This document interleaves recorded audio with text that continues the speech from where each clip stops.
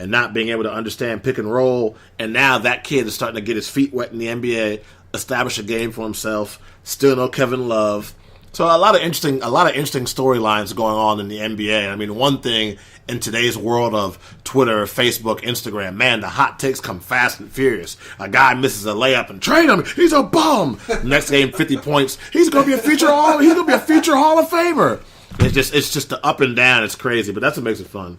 Absolutely. I mean, I was listening to the Wizards game when they were playing the Rockets the other day, and they were like, well, we were talking about, blowing this team up, but, the way they're playing right now, I think I changed my mind. I think we should just keep them now. So, I mean, basketball, there's so many games in the season that the season goes up, but there's a lot of ups and downs in the season. It's not like football where there's only 17 games, 16 games exactly. in the season, one game a week, Here, you got 4 or 5 games a week. You got back-to-backs. I mean, anything can happen any given week. I mean, a team can lose 4 games in a row one week, and where they were, 5th or 6th in the conference, now they're out of the 8th spot. So, I mean, it just happens that way. And we talked about the competition. I mean, there's just so many teams that are good. I mean, you've got 8 teams in the Eastern Conference with 10 wins or more. And you look at the Western Conference. Let's see, we go down to 8, 9, 10, 12 teams in the Western Conference with 10 wins or more. So it's not like in the past few years where teams are just blowing everybody out and there's no competition. I think they're all pretty much in the competition. Maybe not for the number 1 or 2 overall spot, but to make the playoffs, to get in that top 8, I think almost any team in the NBA right now has a chance. I don't think there's very few teams that have no chance just in the first quarter of actually making it. Unless you're the Phoenix Suns. I love Devin Booker. I need to get that guy some talent, or he needs to get out. I think my new thing in sports, 4 or 5 years, you're giving the team your heart and soul. They're not giving you any kind of help. You need to get out. Well, they paid him. Yeah, you need to get out. They paid him, though. If you want the glory and don't want just to cash a check, 4 or 5 years, then I do what you need to do to make your team better around you. Push to get out. Jimmy Butler it. Come to practice with the second and third stringers, talk trash, cuss at players, and force those guys to get you out of the league. Well, I mean, they had the number. They had DeAndre Ayton, so we're going to see what he can do moving forward. He's a young. Did you guy. see him last night get crossed up and fall down? shocked in the full number 1 right there. Golly.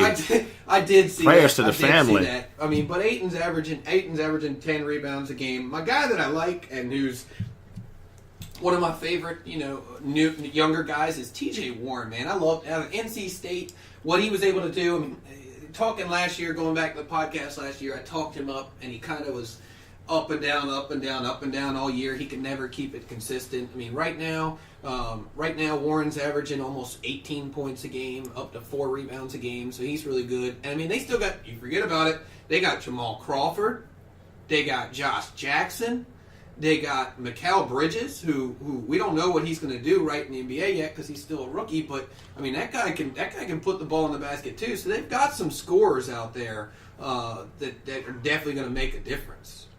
Yeah, we'll have to see. And we're talking about too about teams that have kind of caught our eye a little bit. Not winning a ton of basketball games, but playing better basketball is the Knicks. Definitely, if you're not somebody who's watched a New York Knicks basketball game in a long time, I would suggest if you get a chance to watch it, man. Fizdale has those guys playing hard, and remember, all this is going on without their unicorn. Porzingis is still out, and he has these guys playing better defense, just a better brand of basketball. You can see the stench of Phil Jackson finally leaving that organization, and things are kind of turning around a little bit. I mean, are they going to be in the Eastern Conference Finals? No. But it's better basketball. If I'm a Knicks fan, I kind of got to be pleasantly surprised with the way things have been going so far for that team, playing basketball-wise. Right. Well, I mean, Enes Kanter, man, that guy's been balling every week. Trey Burke, I like University of Michigan, go blue, baby. I know you're a Michigan guy, so Trey Burke's been playing really well out there, and Tim Hardaway Jr., man, he hit a shot at the end of the first quarter, and his dad was in the stands. They showed his dad in the stands watching him. He acted like he really didn't see it happen. Like, I'm not going to get all excited about this. But, I mean, Tim Hardaway Jr. is leading the team in points right now at 23 points per game, leading steals, got 1 steal per game as well. So, I mean, he's got 23 points. A guy that we're not really talking about much, but, a guy that I used to be big on was Emmanuel Mudiay. Oh, yeah. Having him there has been really good. Kevin Knox, he's a guy that can be good. We haven't seen it fully yet, but I know in Summer League, I know he was balling out. So we'll see what they can do. But they do have some players there. It's just going to take some time to get the scheme down now. But getting Porzingis back, man, that's going to be big because he's one of the new up and coming stars for me in the NBA. Without a doubt, this guy was an all-star. I mean, he's one of the better players. And his size, again, like I was talking about Joel Embiid, 7-footers that can take you out consistently and hit 15, 20-foot jump shots, and hit 3-pointers as well. Just a new wave, a new age of a big man. Well, before we get out of here this week, Pat, is there anything else we want to talk about and hit on before we dip out? Oh, man. Yeah, definitely it's going to take me a minute, but you're good. I definitely got to get this out here. You know, we talked earlier about James Harden being one of my top players of the week.